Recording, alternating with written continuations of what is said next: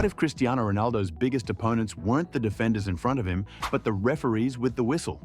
Because think about it, over the years, some calls didn't just make sense, they straight up stole wins from our guy. Let's take a look at the times referees robbed Cristiano Ronaldo of victories, and if you're a true Ronaldo fan, hit that subscribe button because you're definitely in the right place.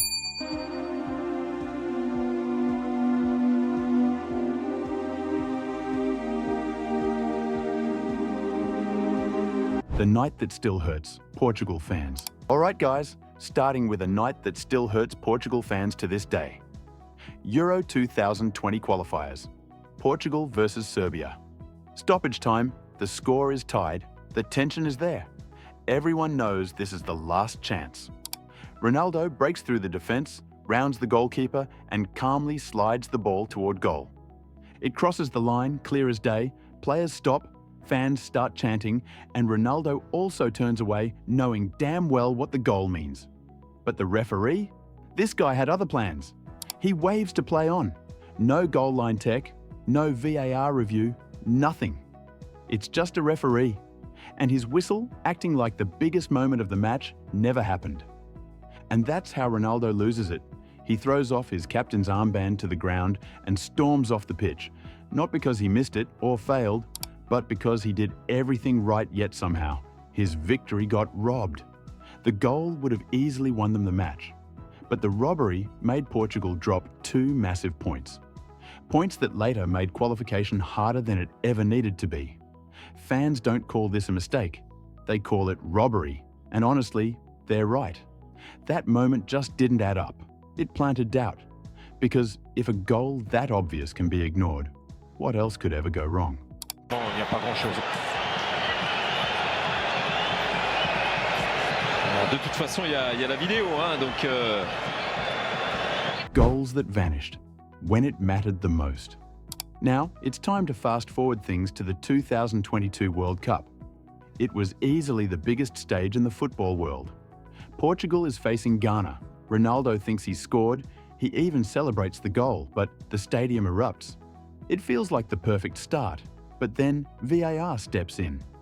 These guys state that the ball interacted with the other player first.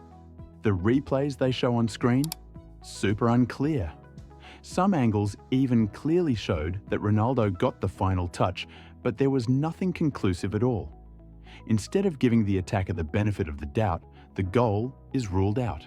And what people don't talk about enough is the fact that when moments like these get taken away, it can mess with a player's confidence.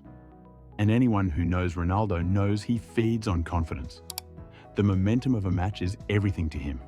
During these robberies, you'd be able to see confidence fading on his face. But hey, Portugal still won, but Ronaldo never truly found his flow again in that match, which was heartbreaking to see. And when you zoom out, you realize this wasn't just a single incident. It followed a proper pattern. That's something you realize later in the same tournament when Portugal faced Uruguay. Ronaldo did his signature move, rose into the air like he's done 1,000 times already. He met the cross, hit the net, and guess what? VAR robs him of his victory once again. After minutes of replaying the moments, they decided Ronaldo didn't touch it. There was no goal or celebration. Again, my guy's momentum was destroyed. For most players, it's just one goal removed from the stat sheet. For Ronaldo, it's simply unfair. After beating Uruguay 2-0 at the Lusail Stadium, Bruno Fernandes scored a brace to send a Selecao through and make it back-to-back wins in Group H. When one card changed everything. On to cards now. This is where matches truly flip and fuel up. Let's talk about Champions League 2021, Juventus versus Porto. It's a win or go home. Every single move matters here. Ronaldo is being seen as a threat because he's just built differently. There are 2 defenders constantly around him. Sometimes there are 3 of them. Porto already struggles during this match, and the referee drops a bomb. A Juventus player is sent off for a challenge that barely looks like a foul. Soft but questionable, right? But what does our guy do in this situation? He doesn't scream or push anybody. He simply asks for an explanation. Boom. Yellow card. Just like that, Juventus are down to 10 men. The balance of the match is again disturbed. Porto gains confidence and Juventus panics. The entire plan collapses, and the Champions League dream dies right there and then. But somehow, after all that, people still turned around and blamed Ronaldo for not stepping up, as if playing with 10 men under constant pressure and dealing with questionable calls doesn't matter. And this wasn't new to Ronaldo. He had always been punished faster than others. A small reaction, a raised hand, a look of frustration, a yellow card. Fans even gave it a name, the Ronaldo tax. You see, in the football world, the bigger your name, the faster the card comes out. Those early bookings change everything literally. They force him to hold back, stop pressing, avoid tackles, dull his aggression. And when you take aggression away from Ronaldo, you take away part of what makes him dangerous. Pace and power and accuracy into that bottom left-hand corner. The penalties that never came. HTTPS, GEOS UTBE, BND V9XH ZAG, 001 to 008. Guys, this part might just be the worst part of all. Inside the box, my guy tripped, shoved, pulled and pushed countless times, and yet the referee didn't bother whistling. Is he a Ronaldo hater? We never know, but this moment took place in El Clasico, Real Madrid versus Barcelona. Title race on the line, Ronaldo bursts past two defenders, gets clipped across the ankle, and crashes to the ground. And when they turned on replays, it didn't show any clear contact. And honestly, it was so sad because not but two defenders hit him. It was as if the referee had gone blind or something. He waved it off like it was nothing. That penalty could have flipped the entire season, but the show must go on. Then there's Manchester United versus West Ham. Ronaldo slices into the box at full speed. Two defenders close in, and both of his legs get taken out. He hits the turf super hard, yet there was no whistle, no VAR check, just my guy in pain. That's another robbery. Even neutral commentators on live TV said it was blatant. United dropped points that day, as they should have, and those points haunted their top four chase for weeks.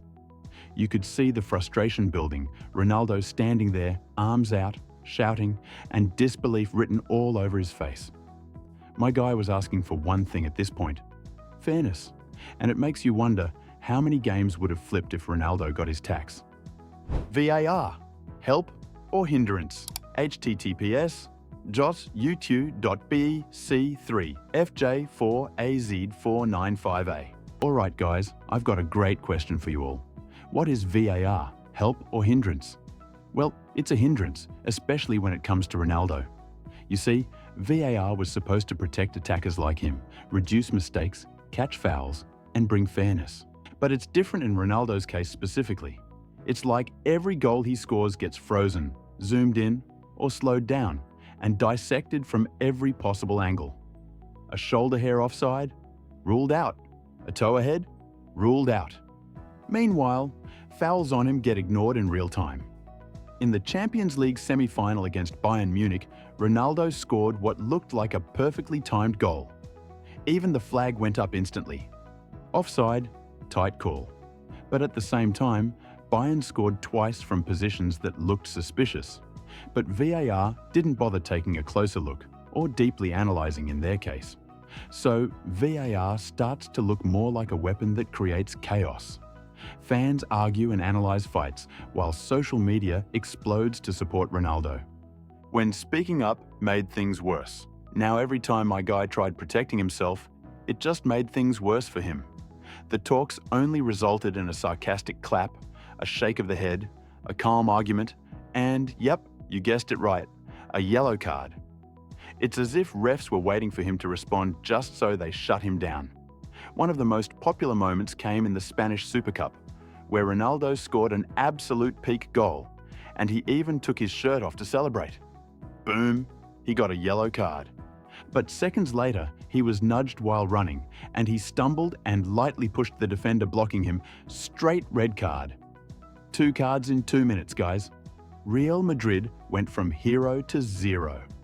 They lost the match with Ronaldo getting banned for 5 games straight. It was truly a nightmare because they could have easily won if there were no cards. World Cup nights and silent whistles. World Cup 2018. Portugal versus Uruguay. Knockout game. Every time Ronaldo touches the ball, he gets hacked, pulled, bumped. No protection or whistles support him. Uruguay plays on the edge. Sometimes they go beyond it, but the referee turns his blind eye to them. On the other hand, Portugal gets knocked out, and my guy simply walks away with that empty look in his eyes. That's the look of someone who gave his everything and got nothing back. Then Manchester United versus Atletico Madrid. Champions League. A do-or-die night. Ronaldo comes into the box and gets chopped down from behind. Stonewall penalty, everyone sees it, except, you guessed it right, the referee. Minutes later, Atletico scored and United were out. It's a big stage with big stakes and the same story. Was it really just bad luck?